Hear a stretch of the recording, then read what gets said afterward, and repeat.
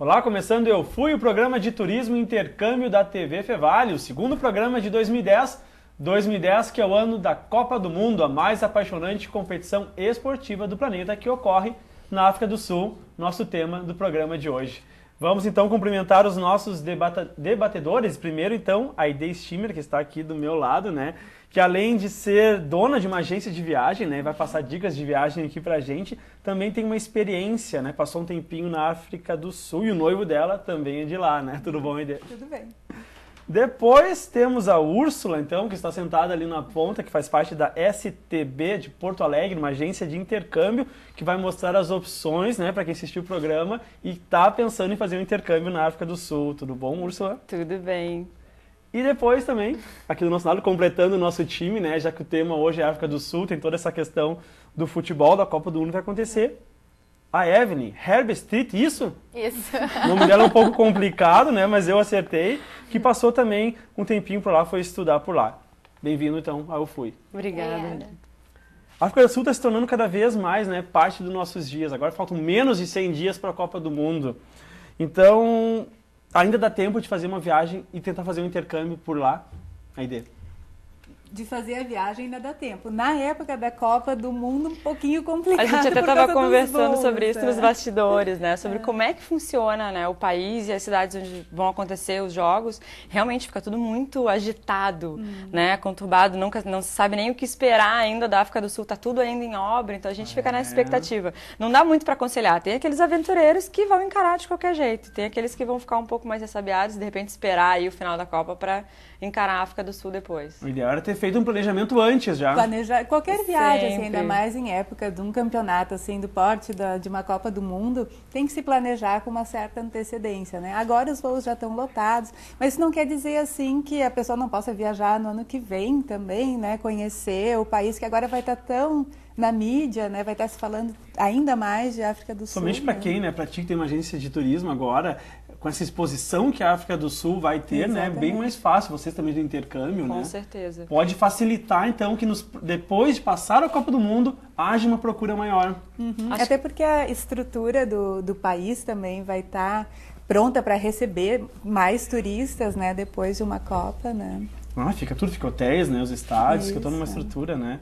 O país que tem a oportunidade de receber uma Copa do Mundo acaba ganhando isso de presente depois, Isso, né? é. Monta toda uma estrutura para receber durante aquele período, mas uma estrutura que vai ficar aí por o resto da vida, vamos dizer assim. Pelo menos a nossa vida, enquanto a gente estiver aqui, a gente vai ver. E nós temos que nos preparar para a nossa Copa, então, Com né? certeza. Essa é uma experiência para o Brasil também.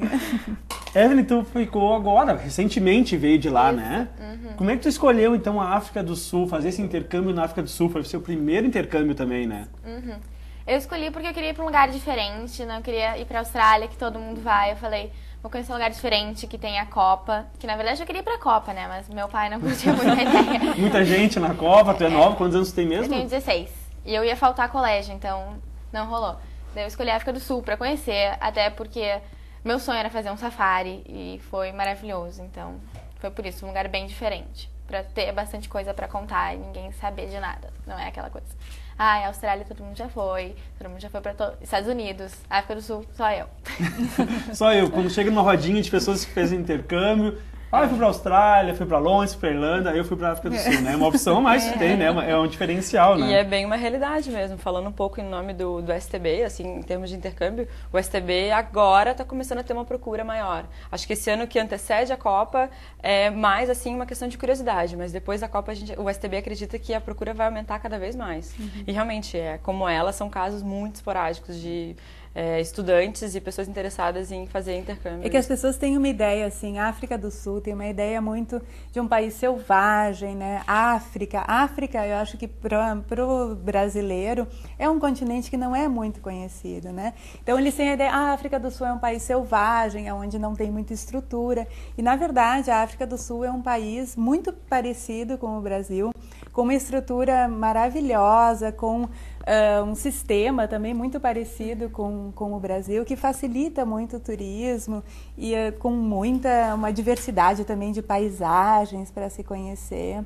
E com hotéis muito bons, com estradas boas, né? É um país que os brasileiros têm que começar a conhecer mais também, né? Pois é, nessa questão principalmente dos costumes, assim, diferenças ou semelhanças com o Brasil, vocês duas já estiveram lá, né?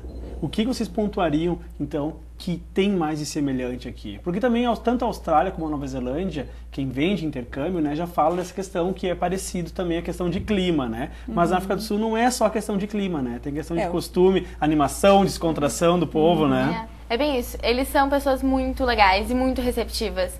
Tu te sente em casa lá e tu chega e eles te perguntam, tu é do Rio, Carnaval, e daí eles falam, Cacai. E eles falam estranho assim, e tu o quê? Ele, o jogador de futebol, o Kaká. E a gente, sim. Eles adoram os brasileiros, eles tratam todo mundo muito bem. E eu tenho certeza que quanto mais brasileiros forem pra lá, mais tem chance deles virem que eles estão loucos pra conhecer o Brasil e virem pra Copa também. Eles têm, a África do Sul tem a colonização inglesa e holandesa, além de toda a população local que é negra, né? Mas apesar de ter essa colonização inglesa lá, eles são muito parecidos são muito mais abertos que os ingleses europeus, né? São muito mais parecidos com os brasileiros, como ela falou, assim, são hospitaleiros, são alegres. E desde 94, com o fim do apartheid, eles têm trabalhado nessa integração do povo, que é uma coisa muito legal de se ver, assim, que tem todo um esforço do povo de se integrar e de valorizar essa diversidade cultural também, que antes era totalmente separada, né? Que é uma coisa que no Brasil a gente já faz há muito tempo, né? Eu acho que isso também, eles têm essa espontaneidade deles, essa hospitalidade, é uma coisa que eles têm aprendido, né? Na minha opinião, assim, têm aprendido depois do fim do apartheid, uma necessidade deles também, né? É até interessante, porque tu foste lá para estudar inglês. Isso. E já havia, então, essa união dos povos dentro. Como é que é? Porque, na verdade, tu é uma estudante de 16 anos, né? Um país que saiu de um regime de segregação racial, né? Que separava os negros dos brancos lá. Como é que tu se sentiu? Tu nota também que isso já acabou lá? Como é que foi a tua sensação referente a isso? Eu acho que já acabou. Mas tem algumas pessoas que ainda não superaram direito, que eu acho que eles É uma mudança muito cultural, né? Não, e de pensar que existem gerações e gerações. Ainda vai existir uma geração lá hoje que fez parte do apartheid e foi contra. Então é uma coisa que cabe muito a nós, e principalmente ela, como exemplo de uma menina de 16 anos, atravessar um mundo para viver uma experiência de intercâmbio fora e vivenciar isso. Não dá nem para falar que aqui no Brasil isso realmente terminou. A gente ainda convive com isso aqui. Imagina lá, eles que viveram isso e gente que nasceu, né, no meio desse movimento todo. Tem lugares que tu vê, assim, que ainda são separados. Tem um jardim, por exemplo, que eles têm concertos lindos todo domingo de dezembro a abril, que é concertos no pôr do sol, e lá tu só vê branco, só tem branco, sabe? Eu acho que é uma intimidação ainda, assim, de se misturar, que eles estão ainda meio, sei lá, com uma... A divisão cultural fez surgir, acabou, né? Mas, de certa forma, ainda não acabou completamente, que eles precisam se acostumar uns aos outros. Mas nas ruas tu anda e tem todo tipo, assim. Tem uns muito, muito loiros com o olho bem claro. E uma pessoa só enxerga o sorriso, assim, de longe. Que já tá vendo essa mistura, né? Dentro da população mesmo. Sim.